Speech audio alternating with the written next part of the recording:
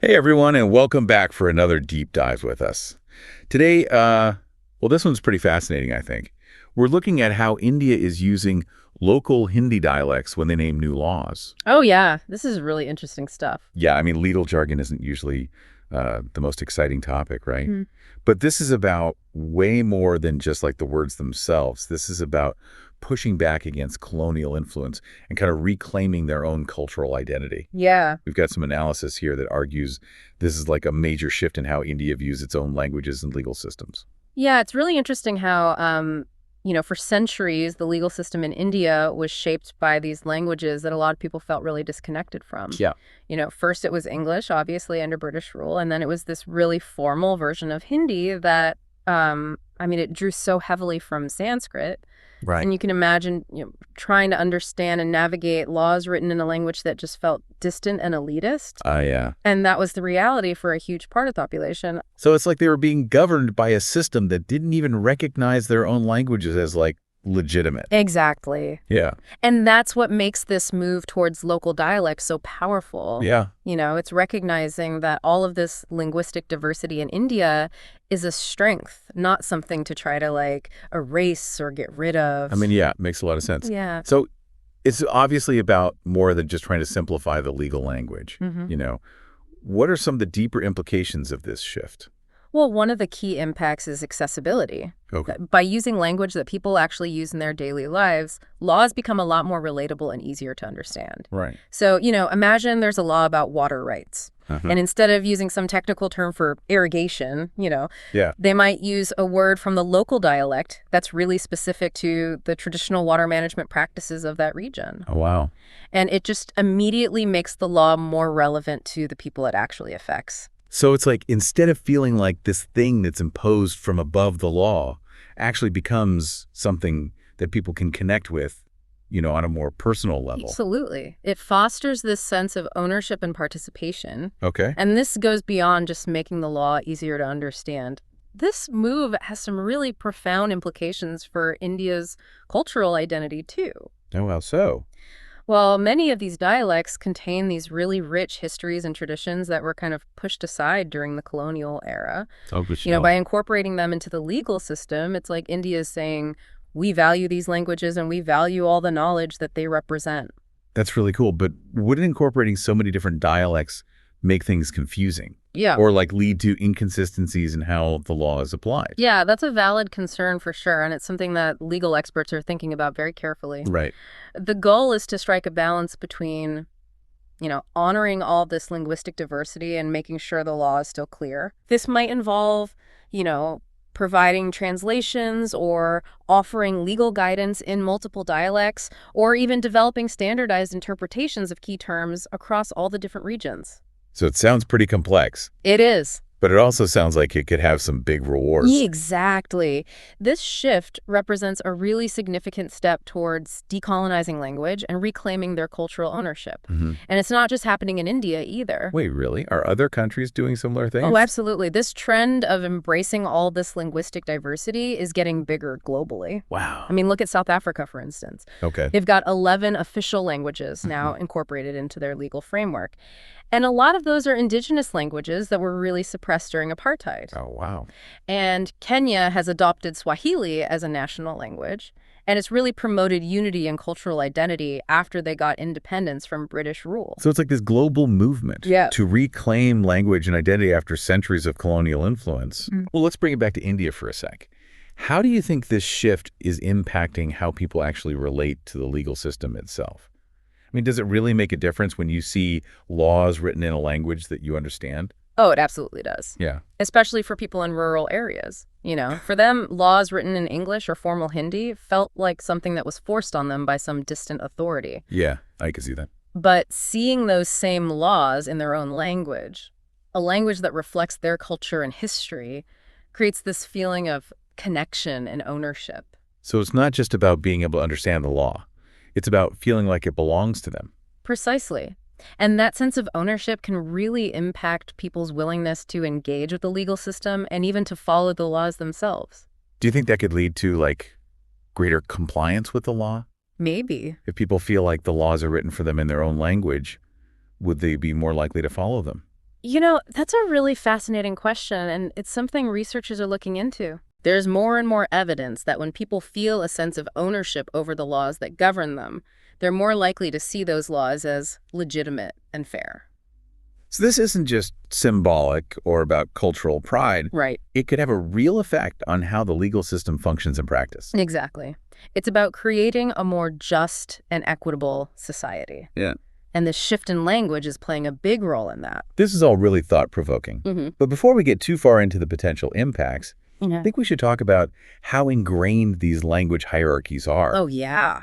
I mean, for generations, many Indians were taught that English and formal Hindi were the only real languages.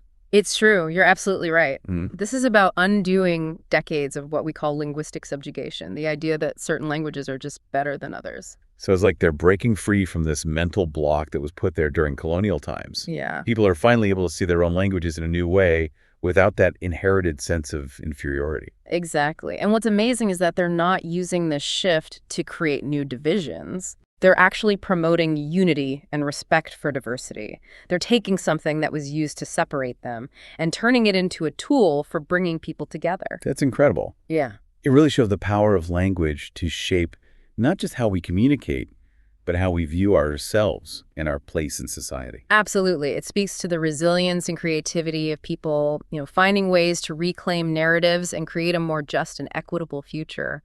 And in this case, language is at the center of it all. This is fascinating stuff. We've covered a lot already. Yeah, we have. But there's still so much more to talk about. There is. We've touched on how India is using local dialects to kind of decolonize its legal system. Right. But what other areas of society could benefit from this? How can we make sure that this shift leads to real inclusion and doesn't create new forms of exclusion? These are just some of the questions we're going to explore in the next part. Okay, well, stay tuned, everybody. We'll be right back to continue this deep dive into the fascinating world of India's linguistic revolution. So we're back. And, before the break, we were talking about how this whole shift towards local dialects is really helping people reclaim their own linguistic identity. It makes you think about how ingrained those ideas of language hierarchies really are. It really is. It's like a process of unlearning. Yeah. For so long, people were told, that certain languages were just more prestigious, more valuable. And this message was everywhere, education, government, even just everyday conversations. So it's like there was this pressure to speak the right language, to be seen as educated or successful or whatever. Exactly. And that has such a huge impact on people's self-worth and where they feel like they belong. Yeah, for sure. And what's so inspiring about what's happening in India is that it's challenging that whole idea. Yeah. It's saying, no, your language, your culture, how you express yourself, that's valuable, no matter what you know. That's great. Yeah. But has there been any pushback? Like, are people worried about using so many different dialects in the legal system? Well, yeah, of course. Whenever you have big societal change like this, there are going to be challenges and different opinions. Right. Some people say that using all these dialects could make legal stuff more complicated. Oh, okay. They worry about being able to make sure everything is interpreted accurately and consistently, especially in cases that, cross different regions. So it's about keeping things clear and fair within the legal system. Yeah, exactly. And those are valid concerns, but you have to remember that the goal isn't to just create chaos or make things more confusing. Right. It's about figuring out how to honor all this linguistic diversity while making sure the legal system stays strong and accessible. Wow. So that might involve providing translations or having legal guidance in different dialects, or even using visual aids or simple summaries alongside the original text. Like a balancing act. It is. Make sure everyone has equal access to justice, but also, respect India's linguistic heritage. Precisely. It's a process, and it'll always be evolving. You have to be willing to adapt and learn from what works and what doesn't. Yeah. But I really do believe it's worth it. It could lead to a more inclusive and equitable society for everybody.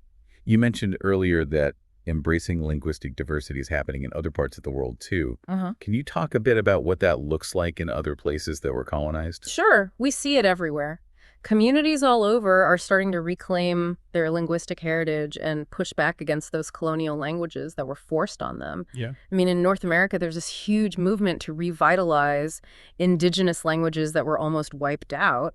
you know? Oh, wow. And even in Europe, people are paying more attention to regional dialects that were ignored for so long. So it's like this global realization that we need to celebrate linguistic diversity, not try to erase it. Exactly. We're finally starting to see that language is more than just a way to talk to each other. It's a fundamental part of who we are, how we view the world, how we connect with others. And by embracing it, we're not just saving cultures. Right. We're creating this much richer tapestry of human expression. But this also brings up the legacy of colonialism, It does. and how it's still shaping things today. Yeah, you're right. This whole movement forces us to confront some hard truths about colonialism and how it impacted, power dynamics and how people express themselves culturally. It's like a reminder that decolonization isn't just about changing laws or getting rid of symbols. Yeah. It's about dismantling these deep systems of power and privilege. And those systems are often reflected and reinforced through language. Exactly. And it's not a one-time thing. Right. We have to constantly be examining our own biases and assumptions. So this isn't just about India. No. It's about this global shift in how we think about language and its connection to power and culture and identity. Precisely. And this whole move towards linguistic diversity, it's a sign that we're heading in the right direction. Yeah. Toward a future where everyone's voice matters and every culture is valued. And it makes you wonder, What's that? what other parts of society could benefit from this kind of linguistic decolonization? That's a really interesting question. I mean, if it can change the legal system, imagine what it could do for education or healthcare or the arts, even technology. Right. What would it look like if everyone had the chance to learn and express themselves in their own language? What would that world be like? Well, education would embrace all these different languages. Healthcare providers would speak to patients in their native tongue. Technology would be designed to be inclusive of every language and culture. Wow. It'd be a world that celebrates both our shared humanity and our unique differences. I love that idea. And it starts by recognizing the power of language and embracing diversity in all its forms. We've covered a lot today, from India's work to decolonize its legal system to this larger global push for linguistic diversity. We have. But like you said earlier, this is really just the beginning of a much bigger conversation. It is. There's still so much more to talk about. Yeah. And we want you, our listeners, to join us. In the last part, we'll dig into some of the big questions this whole linguistic revolution is bringing up. Okay. What challenges and opportunities are we facing? What can we learn from India's experience? And what can we do to promote linguistic diversity and inclusion in our own communities? Okay. So we're back for the final part of our deep dive. We've been talking about India's linguistic landscape. It's fascinating stuff. Yeah, it is. And we've explored how using local dialects and the legal system is changing cultural identity and challenging all that colonial baggage. But as with any big change, I think there are questions about what happens next. For sure. Anytime you challenge, those really deep power structures, you're going to run into complexities and pushback. Right. One of the big things we need to think about is how to make sure this push for linguistic inclusion actually leads to change for people in their daily lives. Yeah, I mean, it's one thing to have the laws written in these dialects, but it's totally different to make sure people actually understand them and can get the legal help they need. Right. So how do we bridge that gap? Well, I think education is huge. We need to start teaching kids to respect linguistic diversity from a young age. Okay. So that means using local dialects in schools, training teachers who speak those languages, making educational materials that everyone can access. So basically creating a system where everyone feels valued no matter what language they speak. Exactly. It's about belonging and giving people the tools to participate in society. Yeah. And beyond education, I think we have to invest in legal aid services that are specifically designed for different language communities. That makes sense. So things like providing translation services, training lawyers who understand the nuances of different dialects, having clear rules to make sure legal proceedings are fair and accessible to everyone. But I imagine there are challenges, too, on the legal side. How do you make sure legal interpretation is consistent and accurate with so many dialects? Oh, it's definitely complicated. One approach is to create standardized glossaries of key legal terms for different dialects. So that gives everyone a common framework for understanding and applying the law. We could also invest in training programs for judges and lawyers so they know how to handle all this linguistic diversity. So it's about balancing the richness of language with clear guidelines for the law. Exactly. It's a process, and we're going to learn as we go. But the important thing is that India is having this conversation and trying to find solutions that work for everybody. As we wrap up today, what are the big takeaways you want our listeners to remember? I think the most important thing is to remember that language is about more than just communication. Right. It's tied to power and identity and social justice. When we challenge those old hierarchies and embrace all this diversity, we can create a more equal and inclusive world. Yeah. What's happening in India shows us that change is possible, and reclaiming your language can lead to bigger social changes. They're really inspiring. Yeah. And as we've talked about, India's experience has lessons for the rest of us, too. It does. Whether it's supporting indigenous languages or promoting dialects or just being more aware of how language can include or exclude. We can all learn from this movement. Absolutely. Well, thanks so much for joining us on this deep dive into India's linguistic revolution. My pleasure. It's been fascinating. We hope it's made you curious and made you think about how powerful language is in shaping the world around us. It is powerful. So until next time, keep those minds open and those ears tuned for more explorations into the amazing world we live in.